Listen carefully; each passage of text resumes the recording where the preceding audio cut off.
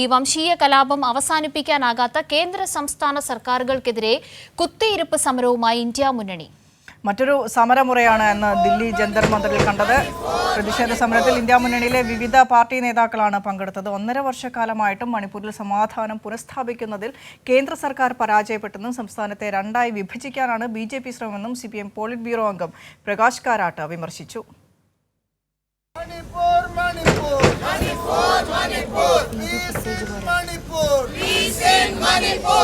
മണിപ്പൂരിൽ സംഘർഷം രൂക്ഷമായി തുടർന്നിട്ടും കേന്ദ്ര സർക്കാർ മൗനം തുടരുന്നതിൽ പ്രതിഷേധിച്ചാണ് ഇന്ത്യ മുന്നണി ജന്തർ മന്ദറിൽ കുത്തിയിരിപ്പ് സമരം സംഘടിപ്പിച്ചത്. മണിപ്പൂരിൽ നിന്നുൾപ്പെടെയുള്ള ഇന്ത്യ സഖ്യ പാർട്ടി നേതാക്കൾ പ്ലക്കാർഡുകൾ ഉയർത്തി മുദ്രാവാക്യം വിളികളുമായി പ്രതിഷേധത്തിൽ അണിനിരന്നു. BJPയുടെ ഇരട്ട എഞ്ചിൻ സർക്കാർ മണിപ്പൂരിൽ അക്രമത്തിന് ആഹ്വാനം ചെയ്യുകയാണെന്നും സമാധാനം പുനഃസ്ഥാപിക്കാൻ ഒരു നടപടിയും സ്വീകരിക്കുന്നില്ലെന്നും നേതാക്കൾ കുറ്റപ്പെടുത്തി. പ്രധാനമന്ത്രി നരേന്ദ്രമോദി മണിപ്പൂർ സന്ദർശിക്കാത്തതിനെയും ഇന്ത്യ മുന്നണി ചോദ്യം ചെയ്തു.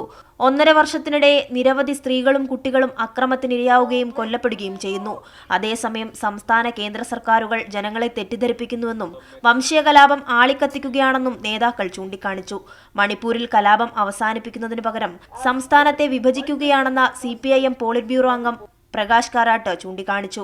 The reason we have come to this protest from Manipur, all the India bloc parties have come, is because for the 19 months now, the central government has refused to intervene and get a political solution or settlement to the problem. That is why the situation continues as it is, and Manipur is a divided state now. മണിപ്പൂരിലെ India സഖ്യത്തിന്റെ കൺവീനറും Manipur CPIM സംസ്ഥാന സെക്രട്ടറിയുമായ ക്ഷത്രിമായും സാൻഡ, CPI general secretary D രാജ, അഖിലേന്ത്യാ Kisan Sabha general secretary Viju Krishnan, Congress MPമാർ തുടങ്ങി നിരവധി പേർ പ്രതിഷേധത്തിന്റെ ഭാഗമായി.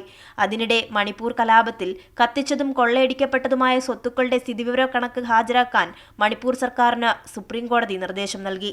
സ്വത്തുക്കളുടെ എല്ലാ വിശദാംശങ്ങളും മുദ്രവെച്ച കവറിൽ ലഭ്യമാക്കണമെന്ന് സംസ്ഥാനത്തിനു വേണ്ടി ഹാജരായ സോളിസിറ്റർ ജനറലിനോട് ചീഫ് ജസ്റ്റിസ് സഞ്ജീവ് ഖന്ന അടങ്ങുന്ന ബെഞ്ച് നിർദ്ദേശിച്ചു. കൈരളി ന്യൂസ്, ദില്ലി.